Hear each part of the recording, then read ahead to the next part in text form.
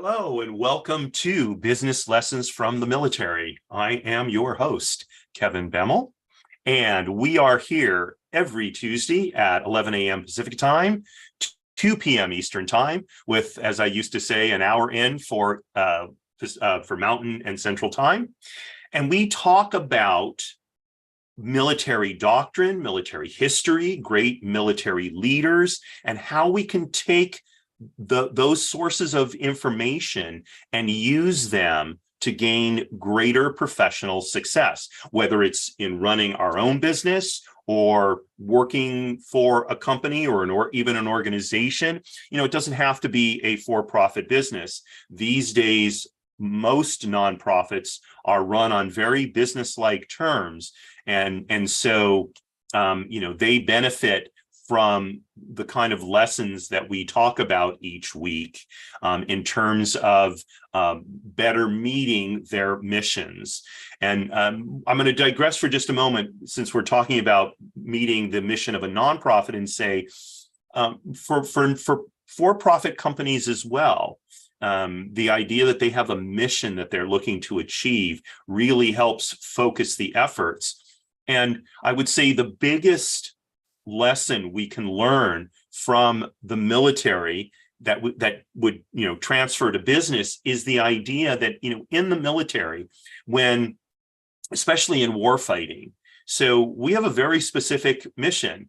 In general, it's to defeat the enemy, but generally speaking, when you think about World War II, for example, right, it was to defeat the Axis, Germany, Italy, and Japan, Nazi Germany, Imperial Japan, and Fascist Italy. And the wars in which America, and for that matter, other countries, were successful, generally had a very specific objective to meet. Whereas if you look at the Korean War, right, that ended in the armistice with the partitioning of Korea, the objective there was not particularly clear. To push the communist Koreans and Chinese, out of as much as Korea as possible. Not nearly the kind of clear mission that the Allies had in World War II, which was unconditional surrender of the Axis countries, right? And people have criticized this idea of unconditional surrender, but it did give a very clear objective for people to meet, not just military people, but civilians back here on the home front, right? Whether they're working in factories or farms or whatever they were doing, buying war bonds and war stamps and such.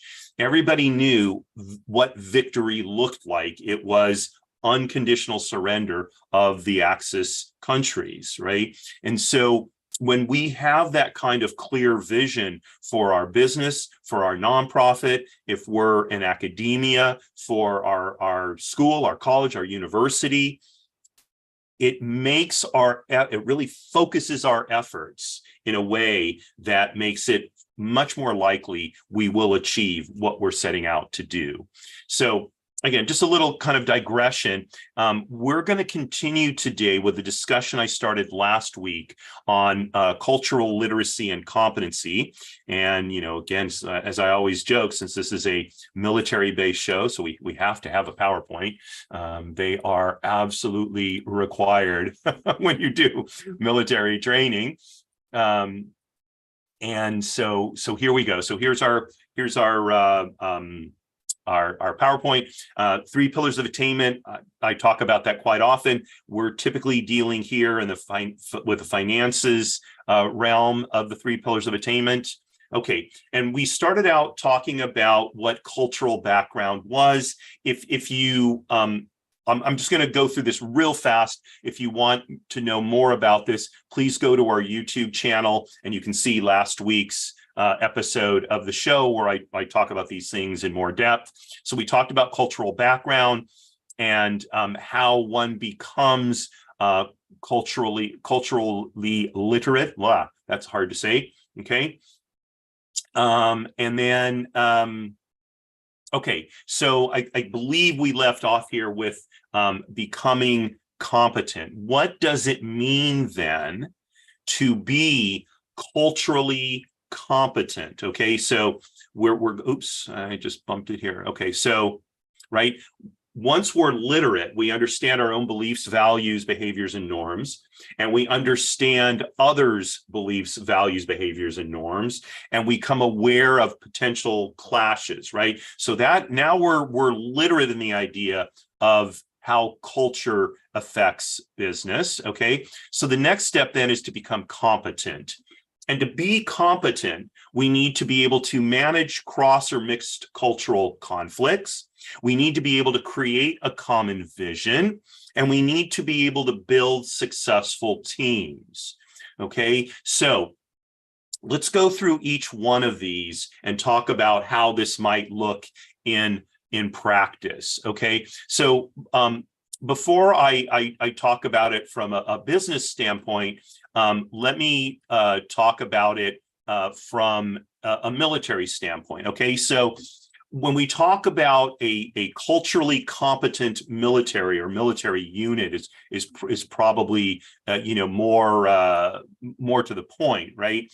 We're talking about a military unit that can operate in an environment where the culture is different than that of which the military people grew up in, were immersed in, and yet they're still able to navigate that in that atmosphere successfully, right? So if you think about the recent Gulf Wars, whether it was the Gulf Wars in the early 90s or the war on terrorism, going on already 10 years later, or starting 10 years later, Americans were dealing in Middle Eastern and South Asian culture. And these were not cultures that we experience a lot here in the United States. So while there's a large number of Indians here, I mean Asian Indians here, as well as Pakistanis and others, and also people from the Middle East, people from Israel, etc. These are not dominant forces in our culture, and it's entirely possible to grow up in the United States and never experience any Middle Eastern or South Asian culture, right? So then if you're if you're an American who has never experienced those, and now you're in, let's say, the army, and you're sent over to Iraq, the culture there is completely foreign to you. You have no experience with it. So how are you going to navigate it? Well, the first thing is to become literate in that culture. Okay. And then it's to understand, hey, okay, I know what my culture is. I understand the culture here in Iraq. Okay. Now, where are there flashpoints for conflict? So, for example, the way women are treated in a lot of Middle Eastern, and South Asian countries is very, I shouldn't say women, interactions between men and women, very different than they are here in the United States. We have very open and casual interaction between men and women, but in many Middle Eastern, certainly not all, Israel has much more. The interaction between men and women in Israel is much more similar to the interaction, here in the United States. But in other countries, Saudi Arabia, Bahrain, even Afghanistan, Pakistan, these countries are much more culturally conservative, and so for a man to walk up on the street to a woman he doesn't know and start speaking to her, it's not considered appropriate. Okay. Now, by the way, there was a time in the United States that was not considered appropriate, but that time is probably 150 or 200 years ago, when America was a much more culturally conservative country. Okay, so it's not as if these things never exist in the United States. It's just they don't now.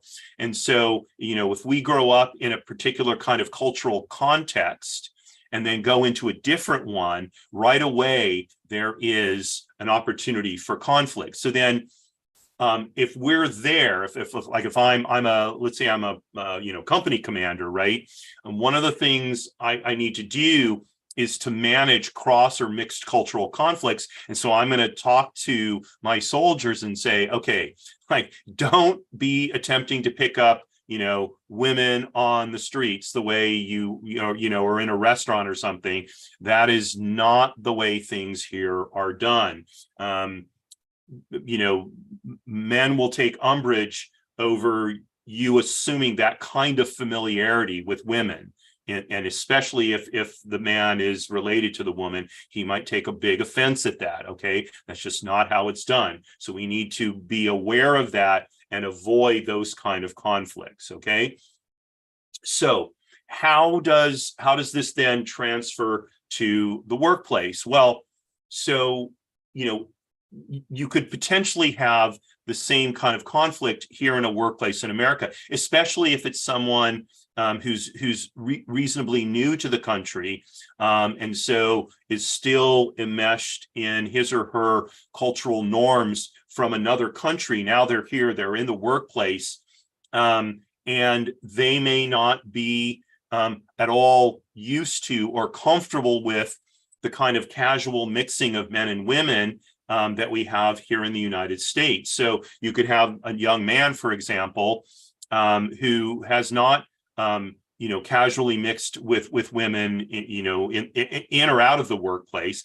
And now here he is working in a company in the United States, and the expectation that he's going to be able to, easily make the transition to how things work in the workplace here is probably a bad assumption.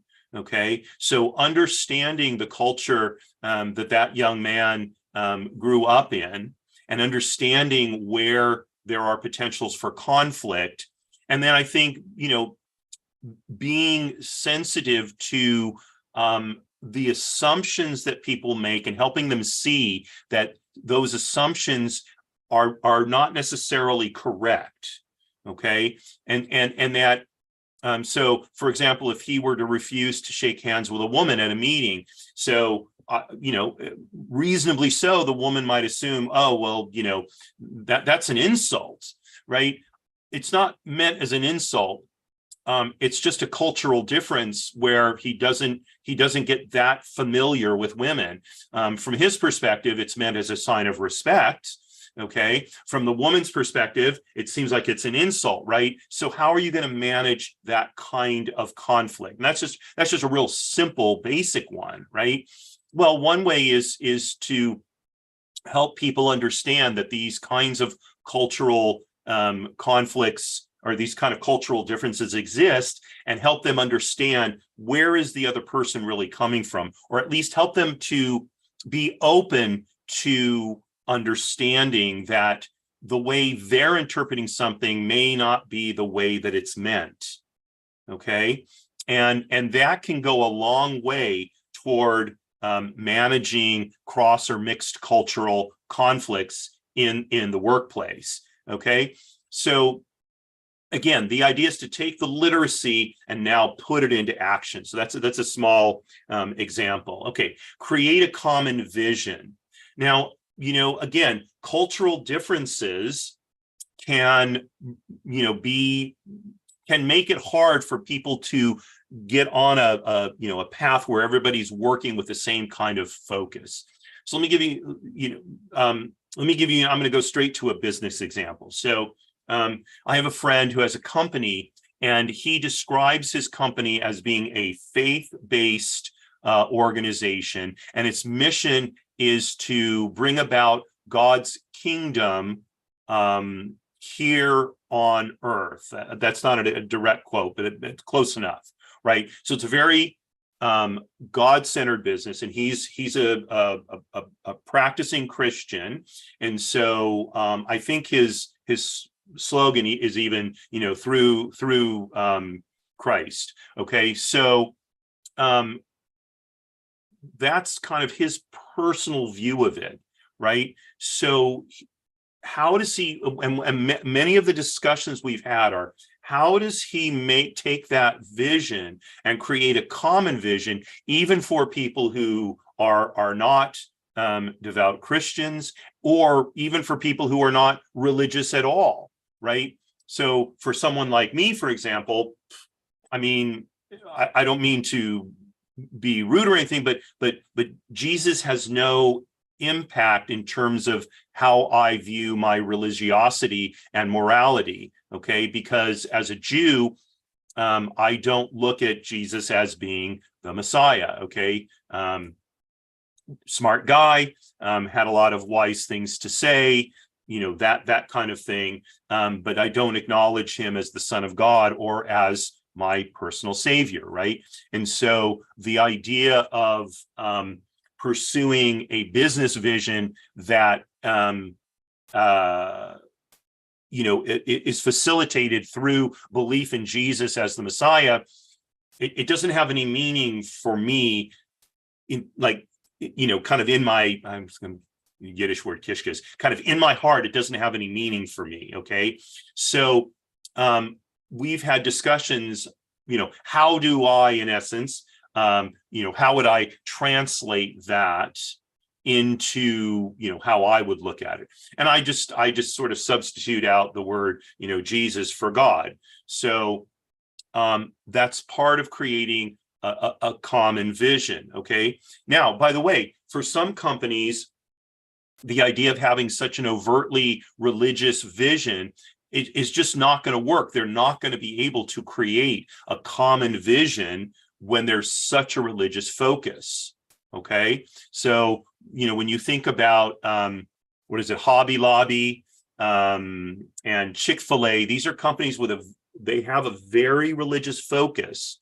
Okay, but they're able to still create a common vision for their employees, but they're really the exceptions. Okay, most companies are not going to do that. So then how does a company create a common vision that will broach the cultural differences of all the people that are working there? Okay, because we want people on board. We want people to buy into our vision, buy into our mission. So how do we do that? Well, again, we need to know where is what our goal is, or our mission is. Where does that possibly come into conflict with the cultural norms and cultural behaviors of the people who work there, right? So to use maybe an off-color example, let's say there's a company that produces pornography. Okay, probably I mean, are you going to be able to create a common vision with people who are genuinely religious? I don't see how you can.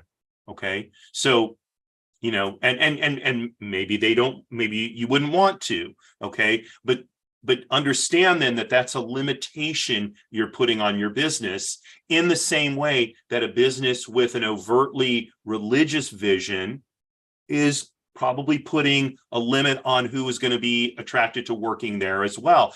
People who are manifestly anti-religious, right? They're not going to be comfortable working there.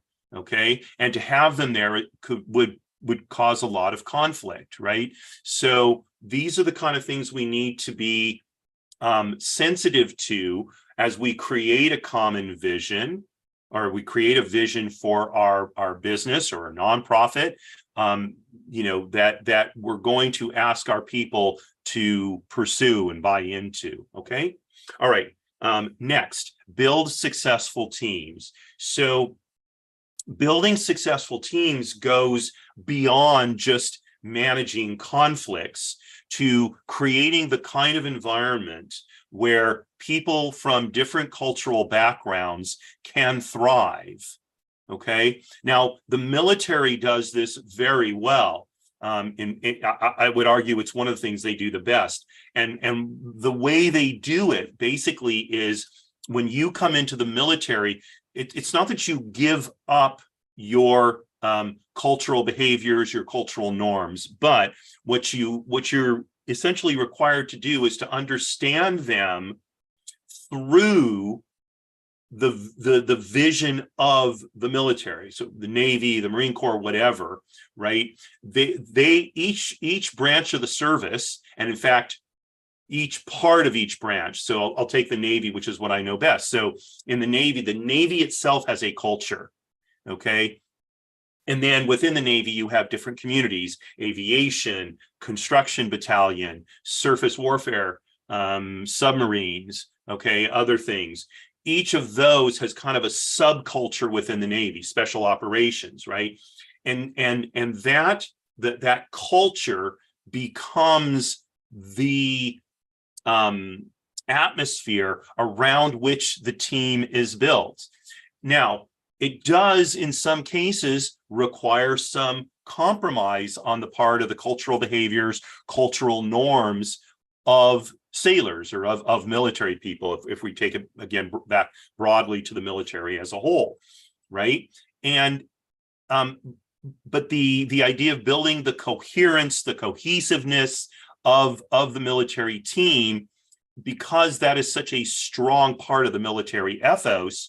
So people who join the military, generally speaking, are willing to a certain extent, conform to the military culture. Okay. Now, I would say, by the way, that that's less so today than it used to be. So it's much more common today, for example, to see, like, there are certain men who, they do not shave their facial hair. So it used to be, like when I joined the Navy, you didn't have a beard, period.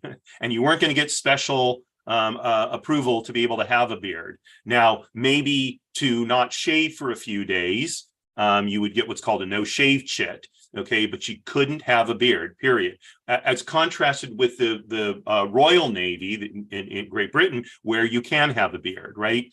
Now, over the last, I don't know, I want to say maybe 5-10 years, that's been relaxed somewhat.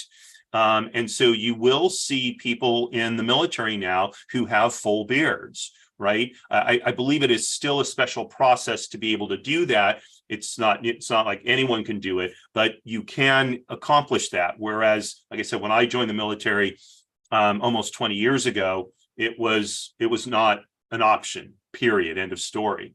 So building successful teams, it may come down to building a culture, like a culture for your organization, that then people from different cultures buy into, that strikes a balance between maintaining the organization's culture while still respecting the individual cultural behaviors and norms of the people who are part of the organization. And I think that's what most companies look to do these days, is to strike that balance in some way. And some are more flexible than others. Okay. And again, like talking about, the pornography business versus the faith-based company, right? They have greater or lesser constraints. But in any event, building successful teams at its most basic level is going to require us to figure out, how do we meld these different cultures somewhat into a melting pot, but also into an organization that is tolerant enough of differences that people can all get along and work together well. Okay, so that's becoming competent. Okay, and we have to, okay, let's go through this real quickly. So how do we know then that we've been successful in becoming culturally literate and competent? So success comes from, first of all, appreciating and accepting differences, right? And if we cannot accept differences, we're not going to be culturally competent. We may be literate in the sense that we recognize the differences, but if we can't accept them, we're not going to become competent. Okay. Next, know the history of mainstream and non-mainstream groups. Now, I'm not talking about the details of that history, but understanding how each group sort of what were the major aspects of their experience, maybe their experience coming to this country. Okay, the experience that Blacks have in the United States is very different than the experience that whites have, that Asians have, that Hispanics have. Okay, they're all different, and even to say that all of these groups are homogenous is not true either. So Japanese had a different experience than Chinese, than Koreans, than Vietnamese. Blacks who came to the United States toward its founding, most likely as slaves, have a very different culture, a very different history than Blacks who came to this country, in the second half or the fourth quarter of the 20th century, who might have come here from Africa or come from the Caribbean, and neither they nor their ancestors were slaves here in the United States. They may have been somewhere else, or they may never have been if they came, for example, from Africa.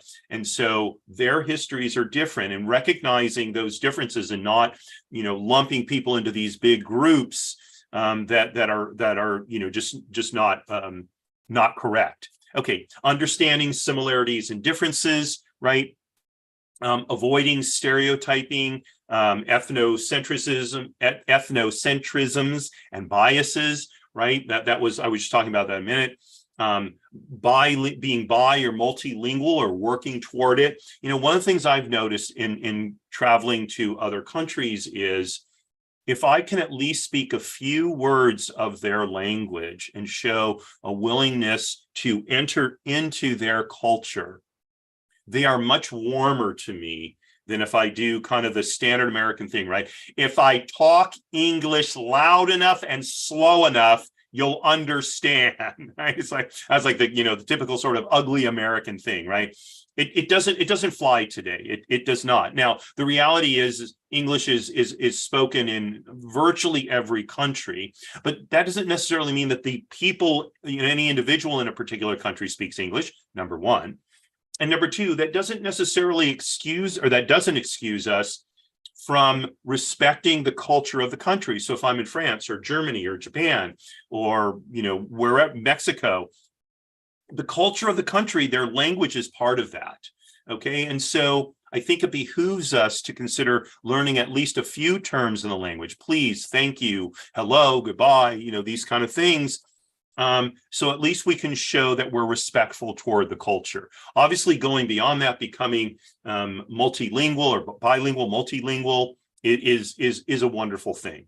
Okay, stay abreast of cultural changes. This can be difficult, right? In this country, we have differing waves of immigration. People come in, right? We've just had, I think I was reading this morning, 84,000 Afghanis come to the United States in the last couple of years, right? Now, you could say in a country of 350 million people, that's not very many, but still, it's a significant immigrant group coming in, and how does Afghani culture differ from American culture? And so, how do we relate to these folks who for the most part were coming out of very difficult situation in Afghanistan, and now they're here, maybe feeling disoriented. Maybe they speak some English, maybe only part of their family does, other members of the family don't speak any English. How are we going to deal with those kind of cultural changes? Okay. And then last, and in some ways, maybe the most important thing, is to be secure in one's own identity, right? So if I'm secure in my own identity, I don't have to feel threatened by another culture. So if someone, I don't know, doesn't want to shake my hand, okay, whatever, it's fine. It's not, maybe they do mean it as an insult, but it's within my control whether to be insulted. Okay. And if I choose not to be insulted, I'm retaining control of myself, of my life, of my responses, and I can live a much better life. Okay. And I look, I can understand. I've been called a dirty Jew. I've been called worse things than that. It's very egregious. It can be very unpleasant. But I think that to develop, somewhat of a thick skin can help in achieving cultural literacy and competency, because when something happens, obviously not being called, a bad name, but when something happens that seems to be an insult to me, if I can take a step back and say, wait, is this person really intending to insult me, or is this just something different about how life works for them, and engage them on that basis? And then we both have an opportunity to learn and we both can become more culturally literate and competent. So if we can strive for that in our workplaces, in our businesses, nonprofits, academia, et cetera, I think we'll be a lot better off. Okay, and I think that's it. Yep, that is it. So just a few minutes over time, but I wanted to finish this segment up. If you have any questions, any comments, criticisms, want to get help with anything, please do feel free to contact me. Here's some ways to do that. This will be in the show notes. Reach out. I do have one person joining me, Chad. Before I sign off, do you have any questions or comments? Thank you for joining me. I appreciate that. But give you an opportunity to chime in if you'd like to. Oh. Oh. Okay. So, so he says thank you. Okay, great. Well, thank you for that, very nice comment. I appreciate that. And thank you for joining me. So, tomorrow, so that's the show for today. Tomorrow, my show, People Making Money, we're going to be talking about how to select a financial advisor. Now, I'm not going to be talking about this from the standpoint of, you've got $10 million and, you need to have some big wealth manager. For most of us, that's not where we live. For most of us, we have maybe a retirement account or a couple, we have some insurance needs, maybe we have some other financial issues. So how do we find someone that can competently help us deal with the financial issues we have where we're at? So, I'm a more mature, is that the nice way to say it? I'm an older guy, right? I'm at a different stage in life. But when I was first starting out, coming out of college, my financial needs were much different than they are now. And so, what kind of financial advisor would I have needed then versus what do I need now? So same for all of you, right? Depending on what stage you are in your life, it may require a different kind of financial expertise. So that's what we're going to talk about tomorrow at 12:30 p.m. Pacific time on People Making Money. And then next week, we will start again on Monday with Trusts and Estates Weekly at 10 a.m. On Monday Pacific time.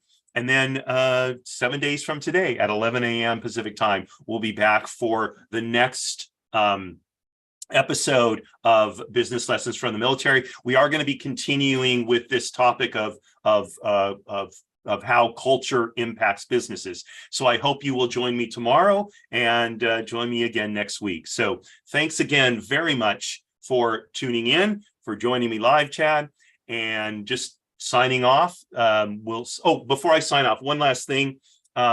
I mentioned my YouTube channel at the beginning of the show.